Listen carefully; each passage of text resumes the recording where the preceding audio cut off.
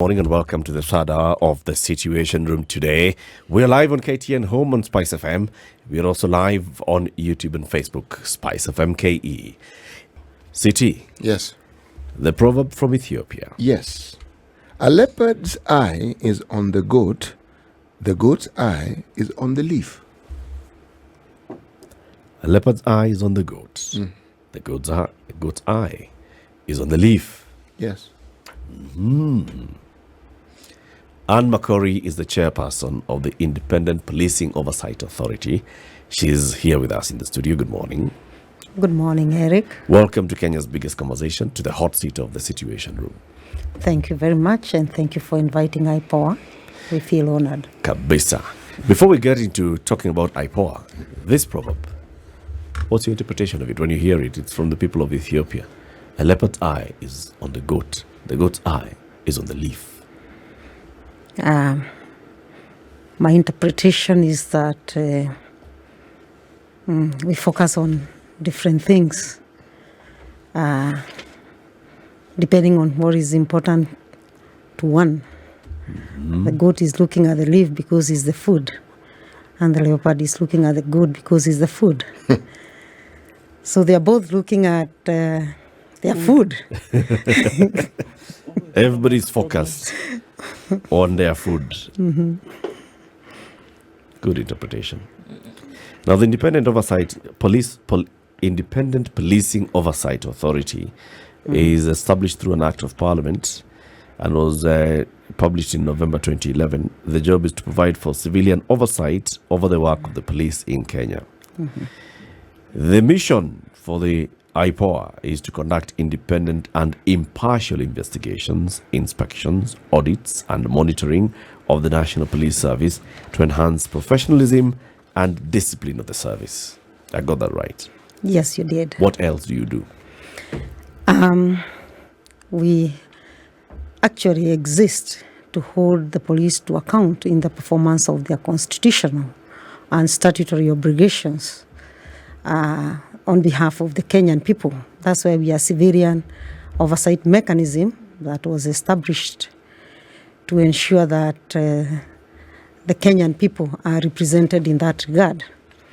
The other key responsibility of the Independent Policing Oversight Authority is to bridge the gap between the members of public and the policing. If you look at our historical foundations, IPOA was established as a result of deaths that occurred affecting civilians, some of them at the hands of the police while on duty. That's the basis of IPOA. And therefore, the civilians or the members of the public of Kenya felt that they needed a civilian mechanism, an institution they could relate with that would safeguard their well-being, guarding public interest in policing. So if you look at that, the biggest, therefore, responsibility that the Kenyans placed on our shoulders as Independent Policing Oversight Authority is to safeguard their interests.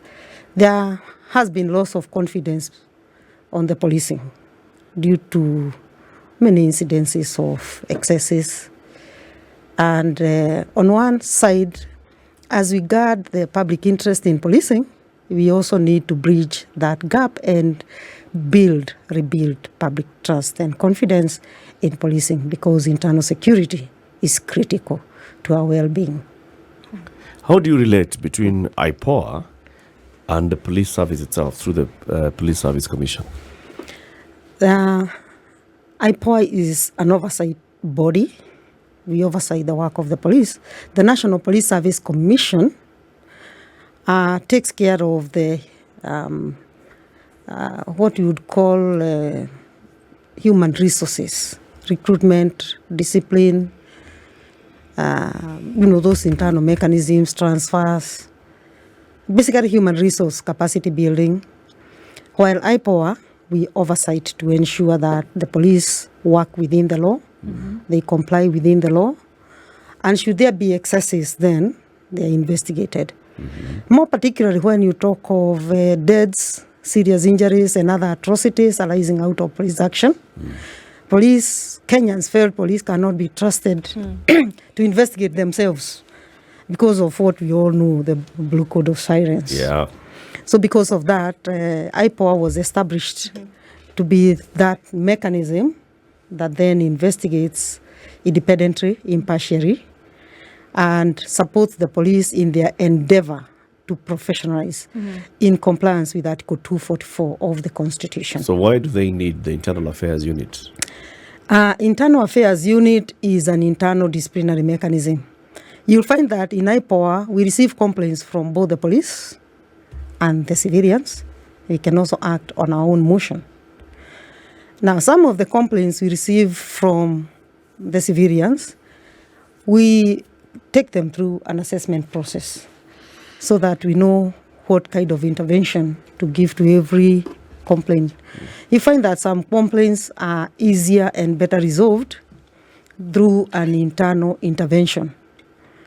You'll find probably somebody has come and complained of inaction at the police station. They came, reported an incident, and the OCS and the team did not do much. So in such cases, it's easier, and the law allows us to do that, to talk to the OCS and compel them at that level to attend to the civilian. Some of the incidences are not grave to warrant, a full-fledged investigation. They can be dealt with through an internal mechanism. That's the work of internal affairs. Basically to deal with this small internal disciplinary issues. While the law allows us to take all of those, we can take disciplinary, criminal complaints. Some of them are easier sorted out on behalf of the civilian through an internal mechanism. That's the work of Internal Affairs Unit, really, in law. If you were to do an oversight on performance or an oversight of impact, then of IPOA's role, how would you say IPOA has fared in its oversight over the police service for impact? Has that role been recognized by the police service, number one? Number two, would you say that as a result of the institution of IPOA, we have seen things getting better? Because there was something wrong, which is why IPOA was instituted. Over the years that it has been in operation, have we seen things getting better? Thank you, Nundu, for that question. IPOA has done a lot of work that has benefited both civilians and the police. I'll give examples. For those who've been in this country longer, you remember a time when you could go to a police station and you find the vehicles have no fuel, there are no papers in the police station, and you try to report your case and you're told first and foremost the vehicle is not functioning. And where the vehicles were functioning, they were in a dilapidated state. And even where they were in dilapidated state, they had no fuel. And you could be asked to almost provide for everything. Now, as a result of IPOA recommendations, we have seen the leasing program for the motor vehicles. Today, police have decent vehicles that function. We have also pushed for fueling of those vehicles. Every station commander has an allocation specifically for fuel. We have also pushed for authority to incur expenditure, that is some petty cash maintenance at the police station level. This ensures that when you need basic services at the police station, you'll find them. If you go to most of the police stations today, they have water, they have electricity, they have constructed new toilet facilities, even if it's outside. The police stations are generally cleaner. If you look at most of the police stations today, they have been freshly painted. It's the recommendation of IPOA to clean up the police station. When we do this, we do policy recommendations, and the government takes up this recommendation and funds these activities. And that's why the Ministry of Interior and Coordination of National Government rolled out a competition for the cleanest police station. That is in implementation of IPOA recommendation. The armored vehicles of the police was as a result of IPOA recommendation, the housing policy that we saw being implemented, where the police stations are no longer basically staying in unihuts, except where they have failed to demolish them. They have been given house allowances. And the house allowance aspect is important because it then achieves two things. One, decent housing for the police, and two, community policing when they live among the civilians. So if you were to enumerate and the one command structure, previously you could go to a county commander and you don't know whether it's the administration police commander, the criminal investigations commander, or the Kenya police commander who is responsible. And they could throw you here and there. Now we have one county commander. We call it one command structure where one person takes responsibility. We must have where we say this is where the accountability sits. And this is in line with Article 244, where police are supposed to work to ensure that they are more accountable, more transparent, more sensitive to human rights. So there was need for somebody to be held to account. And therefore that command structure, it was one of the most difficult things to have implemented, but has been implemented, and it creates a responsibility, command responsibility. So a lot of things that have benefited Kenyans, we continue working. Some are work in progress. We know police officers also face a lot of issues, psychological support. We made a recommendation for psycho-support mechanism, which has been adopted by National Police Service Commission and which is being implemented to support their mental well-being. Forgive me, Mr. Makori, but when I hear you saying this is some of the gains of IPOA, many of them sound like the work that should be done by the National Police Service Commission, because it's about the welfare of the police. If it's about their housing, about the cleanliness of their workplaces, about their own welfare, about getting medical support, that should be the work of the National Police Service Commission. What I was hoping to hear from you is how easy it is now for people to engage and interact with the police, how incidences of reported incidences of complaints against the police have reduced, or such. What is the progress in terms of that, in terms of the civilian oversight of a police service? I'll tell you this. All those things I've mentioned are done by IPOA. And the reason we've done them is not because we went out to address housing. Our work is to look at the work environment. The Act places that responsibility on us. So as we interact and as we try to build public trust and confidence in policing, we interview, we have a fully fledged research function within IPOA, complete with a director. So we do a lot of work through research.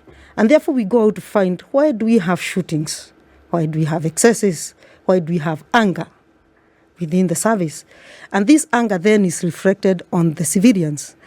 And when you interview both, then you learn they are unhappy because they are sharing a unihut, two families staying in one single room divided by a sheet. So assuming a police, let's say as a man, woke up and left the wife in the unihut, and in that unihut there is another colleague, I mean, what do you expect? They'll vent their anger somewhere. So we end up now asking them, so how best do you think this issue can be resolved? It's them who said, get us proper housing arrangement. So that way then, we make a recommendation.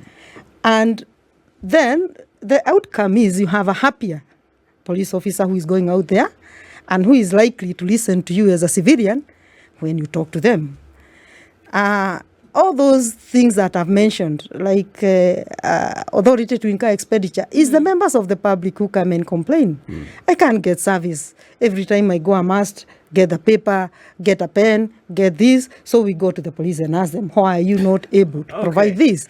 So you see what we do, because we are supposed to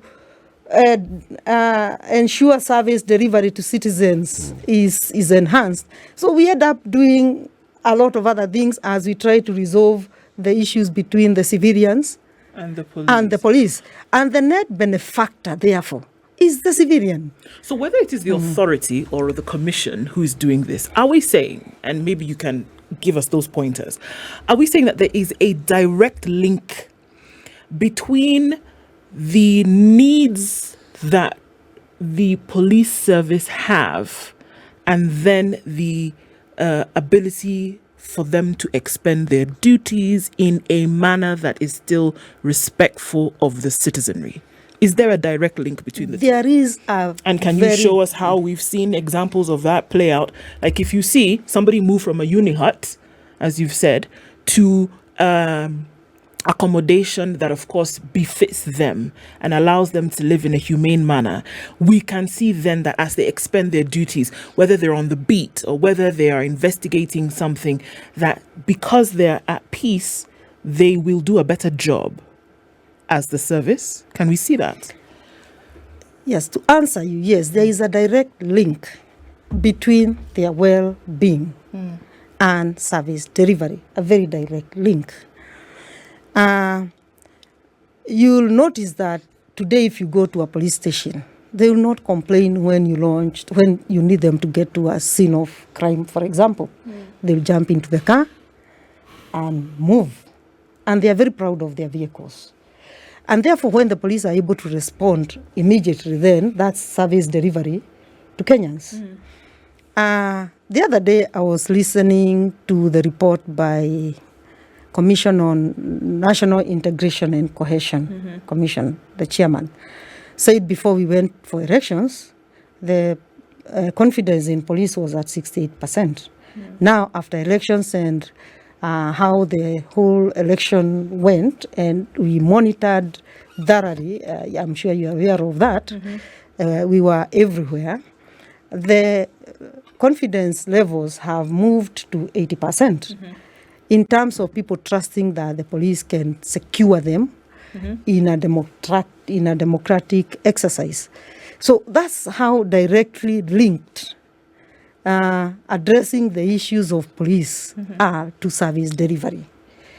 And they do that because we push for many things when they are out there, their allowances, their meals, their transport. So when they go out and they are happier, they will not necessarily hit back on the civilians. Okay. They will be more calm. They will be more keen to listen. And you find that they live and laugh with you, which was very difficult to find in the past. And therefore, because we exist to ensure service delivery to Kenyans is enhanced. Therefore, when you have a happier person, it means they are less likely to shoot. We didn't have a single death during these elections arising out of police action. Okay. That was unique. And that reflects the well-being of the police. Okay. Is these interventions and the progress that we are seeing across board, so we're looking at across the country, we've seen these improvements, right? The matter of extrajudicial killings, the matter of then police officers gone rogue, the matter of, not being brought to question when it comes to some of these cases, we cannot hide from that. Are we talking about a few bad apples spoiling the bunch, or are we talking about a systemic issue that perhaps IPOA's oversight cannot touch? First of all, extrajudicial killings and enforced disappearances, not all those deaths that, for example, reported yesterday or we've been reporting over time, are assigned essentially to the police. What we have said is that when we investigate, we see a trend. The way the bodies look, the way the injuries look, the way the bodies were handled, it shows a common perpetrator. And you can tell because these are facts. I mean, when you see 11 bodies, same injuries, tied with stones, thrown into a river, I mean, this is systemic. I wouldn't say that there are certain formations that IPOA should not touch. What sometimes lacks is For example, now the reason we are able to move out and we know for sure we'll get cooperation because we've been experiencing a lot of non-cooperation is political goodwill. The position of the head of state, His Excellency, Dr. William Samoei Ruto, is very supportive. We have taken note of his very strong stand. He said it during campaigns. He has actualized it as a president, that he will expand the independent space for the constitutional commissions. And therefore, it's the work we do is very sensitive. It's also very complicated. It experiences a lot of hurdles and challenges. Many instances of non-cooperation. We are dealing with armed people. Our officers are not armed. And therefore, we have to manage in a way that we also secure the lives of our employees. So there is no formation that where IPOA, the law allows us under Section 7 to call anybody to summon anybody to enter any place to get any document. But of course, sometimes implementing becomes a big challenge where entrance is sometimes... Well, the person that you're oversighting feels that they are above you and your oversight. No. The institution, not the individual persons. The NPS? Yes. No. So where does the lack of cooperation come from? In fact, if you talk to most of the police, I wish you could interview a few. They think very badly of us. They think we go, because we investigate. We have very many cases in court, over 160. We have over 19 convictions, including capital sentence.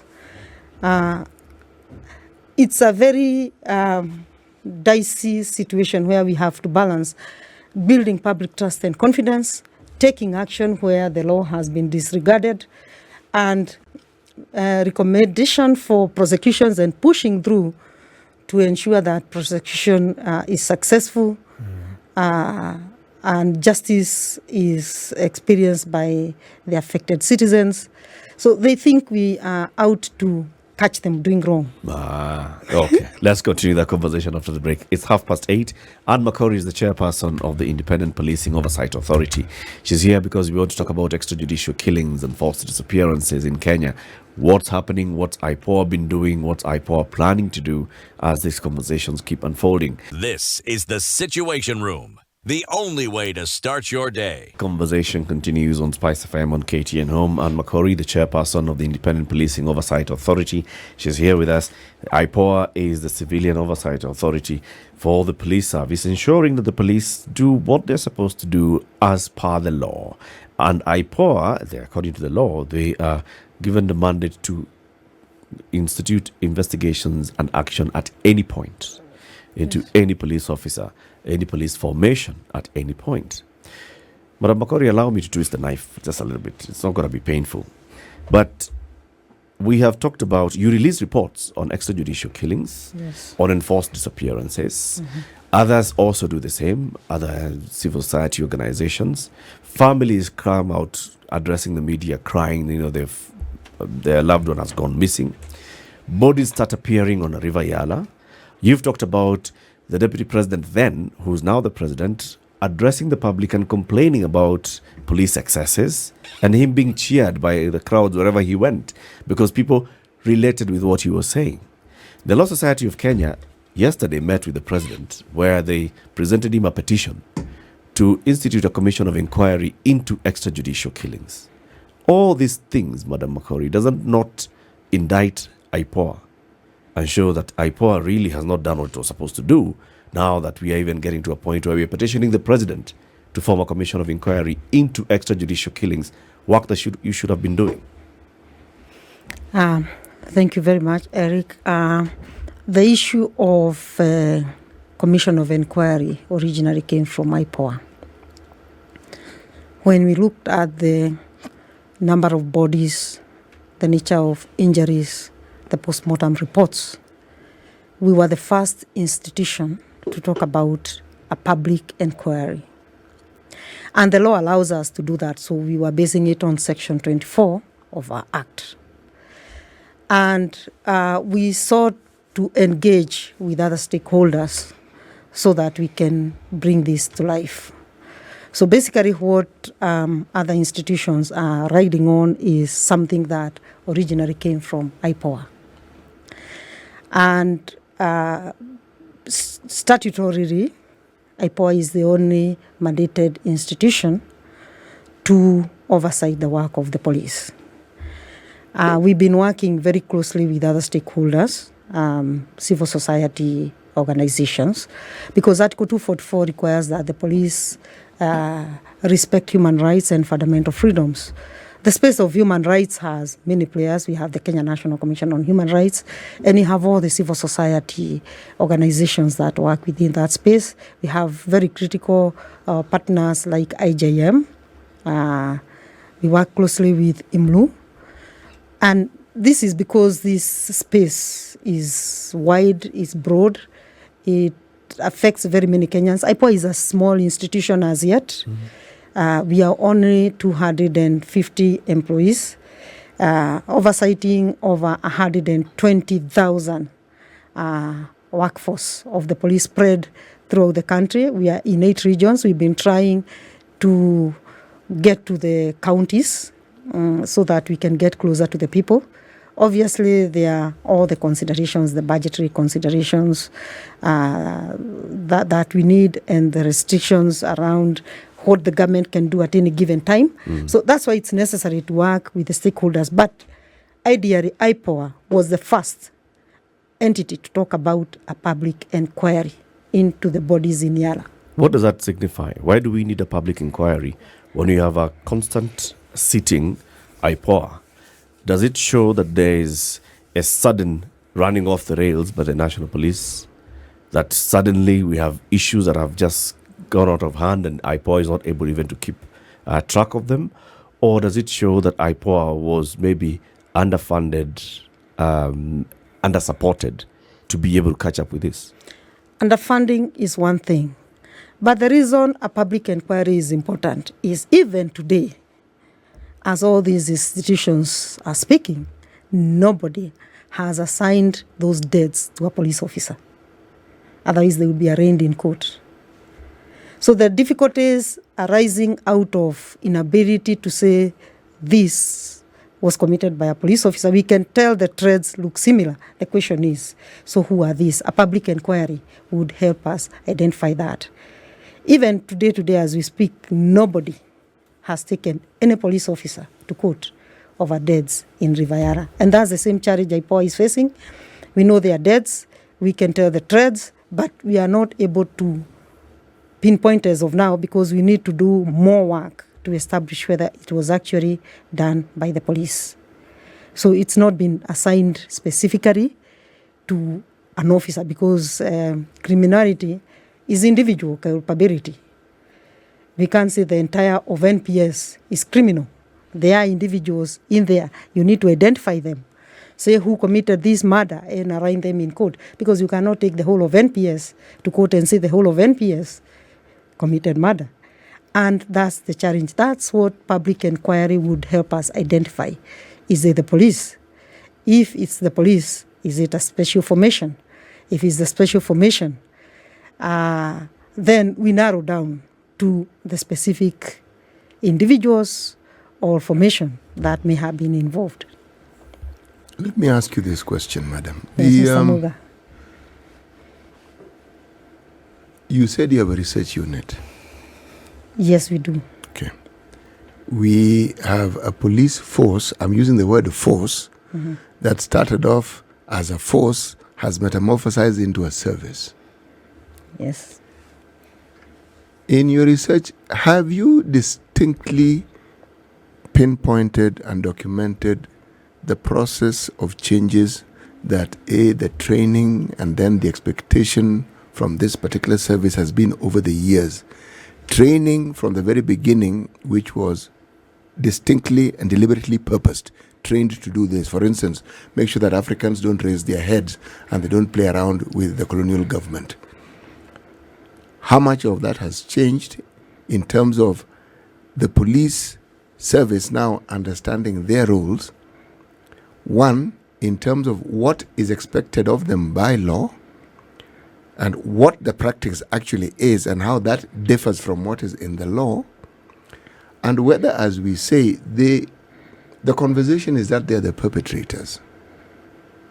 But I'm of the view that perhaps they are the victims and not necessarily not the perpetrators we refer them to be. Let me start from the training. Our research work has actually established that the biggest challenge we've had in police reforms is the training.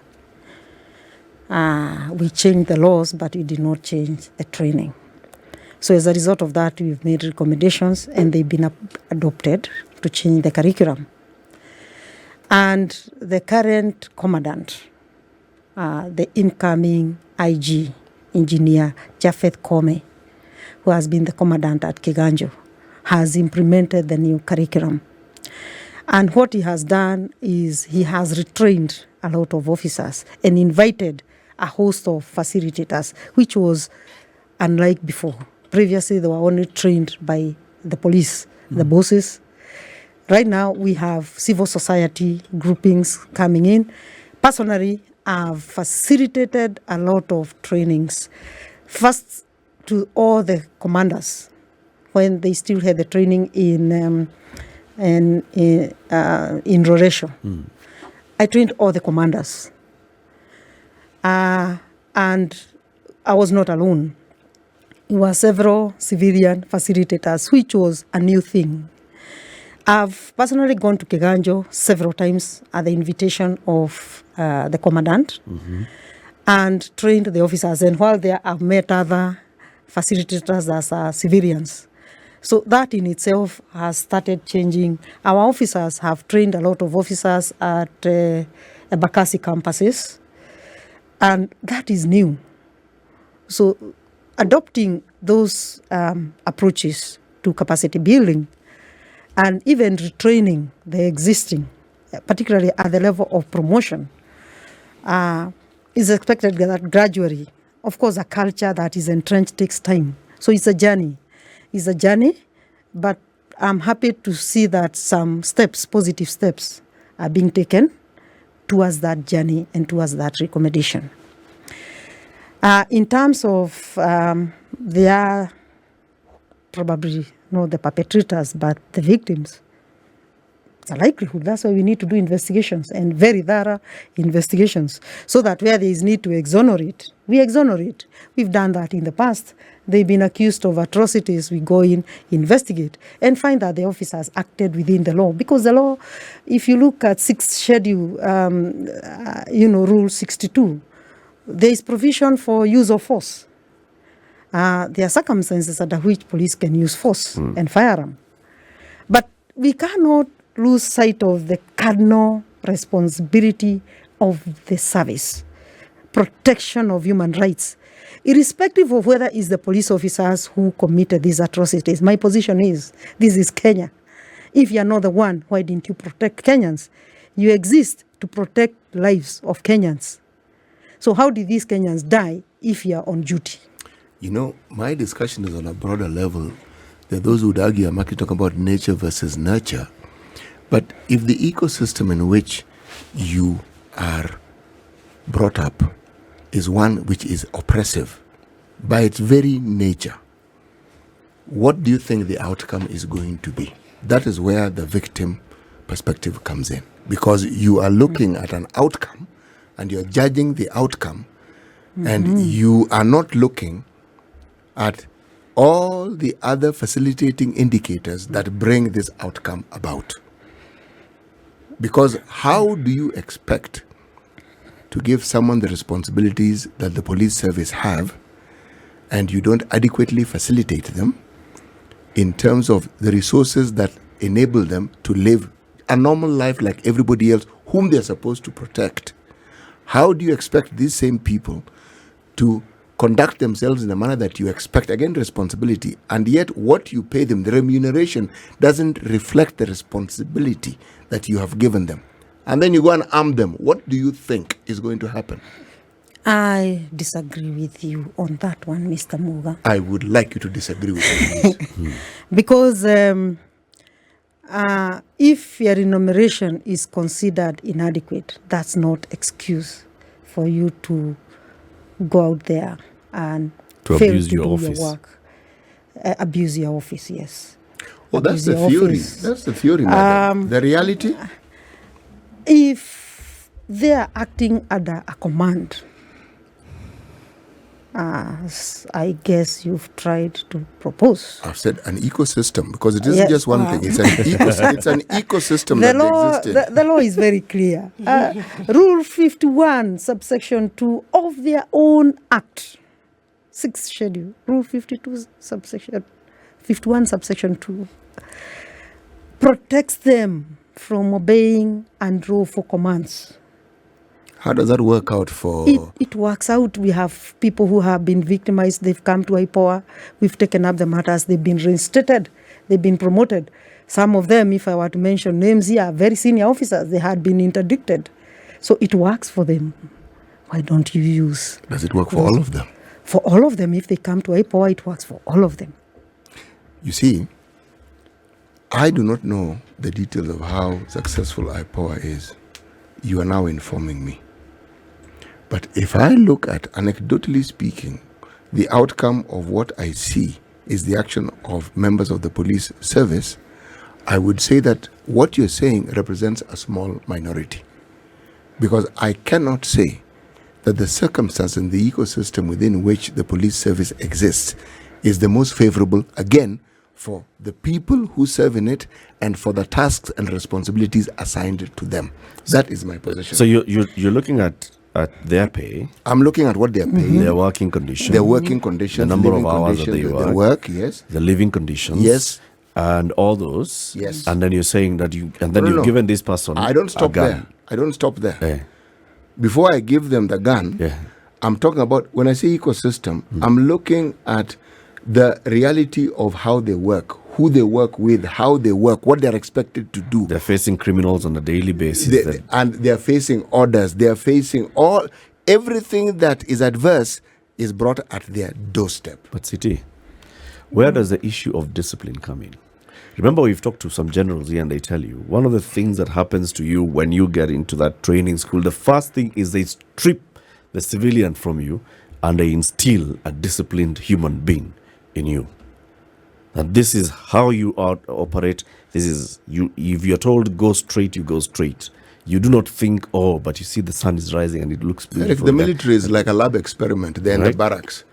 The police work with civilians. But they also interact with discipline civilians. forces. Are you saying that discipline is different? Yeah, the influence is different because people in the barracks don't interact with civilians on a daily basis. The police do.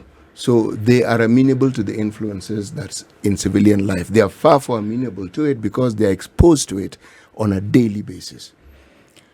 The police are trained to live within civilians. They are disciplined service, trained to live within civilians. While we agree there is need to look at their pay, and that is an issue we've spoken into as IPOA and made recommendation that it's an issue that needs to be looked at. There are many Kenyans who do not even have that kind of an income. Are we saying then that we allow them Madam, to they're become not- criminals? They are not police. If you want, it is. Why don't I expand the argument to say teachers? By the way, this is a favorite argument of mine. So you've jumped right into it. You expect teachers to work as though they are the parents of the students, in loco parentis, as we say. Now, again, the same argument.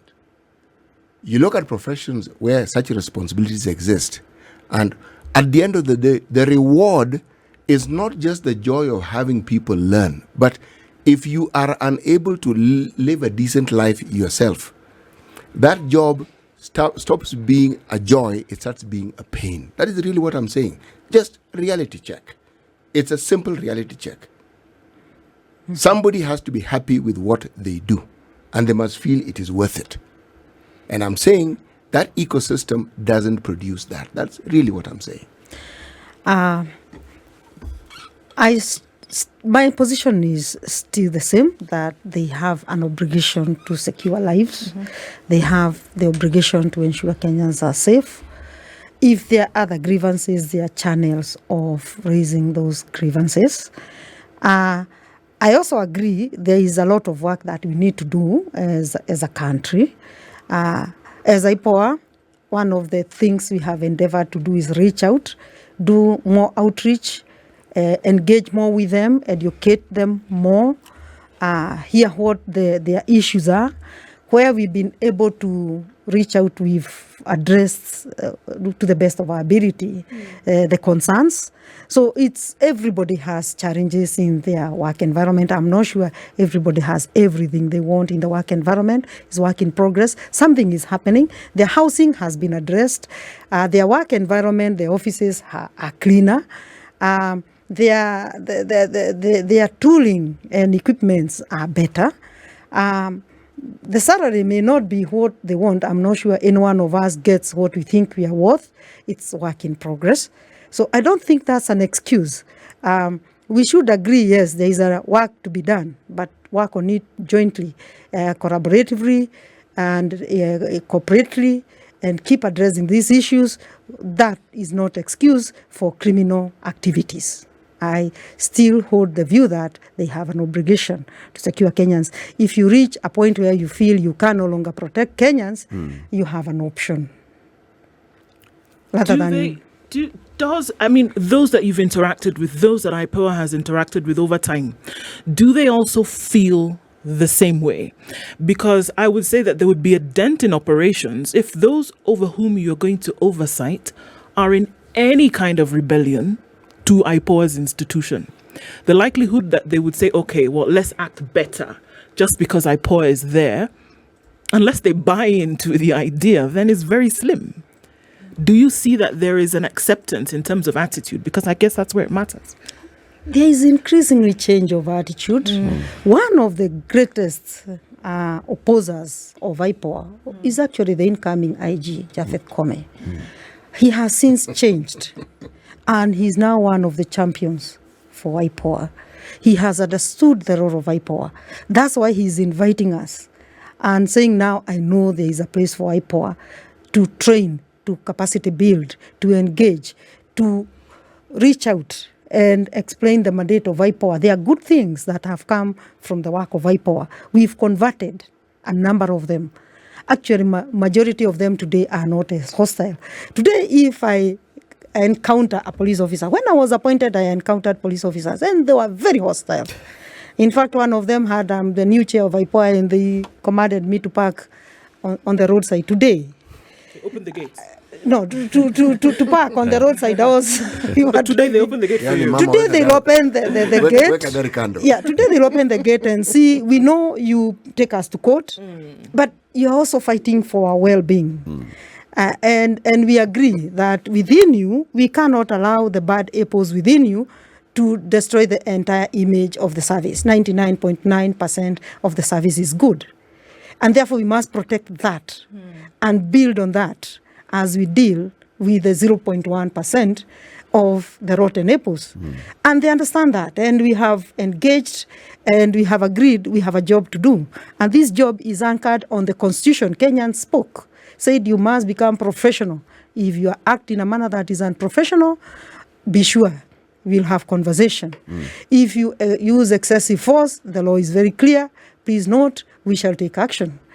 If you abuse or disregard the human rights and fundamental freedoms of Kenyans, certainly you'll become our visitor. We'll summon you and we'll take action. And they know that. And we are not budging on that one. And no salary issue, no housing issue can allow us to, step back on that mandate.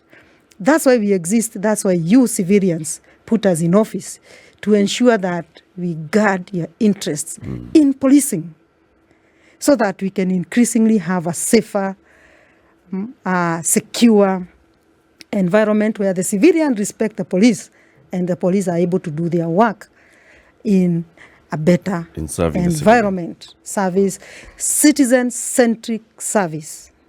As we conclude then, Madam Makori, address the current issues. Number one, there is, of course, what's on the headlines. This about the mistaken identity shooting of the Pakistani journalist. And number two, there is the issue of the missing Indian nationals who disappeared under the hands, supposedly, of police. What are you doing? First of all, my condolences to the Pakistani people, the Pakistani government, and the family of that journalist. We are saddened by that death. We, as IPOA, believe one death is too much. We got on the ground immediately yesterday, got the scene secured, attended the post-mortem. The body was to be flown out of the country this morning. We are progressing. Because it's an active investigation, I would rather kindly ask you not to allow me to give the details, but we are making very good progress and moving very quickly. And we believe soon we shall be able to give at least a preliminary update of where we are at. On the two Indians, our officers got to the ground, but they were not able, of course, due to need for security and other things, they were not able to get into the forest.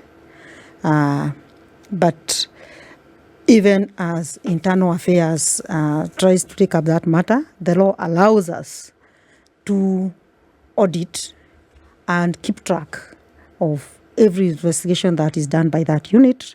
We can call the file anytime if we feel things are not going right. But that does not mean that we have given up investigations ourselves. We are on it. And we believe very soon there will be breakthrough. So as IPOA, we are committed to ensure that we do what we need to do to ensure justice is served on the victims of any suspected police killing. Okay. Thank you very much for joining us. Makori is the chairperson of the Independent Policing Oversight Authority. The conversation continues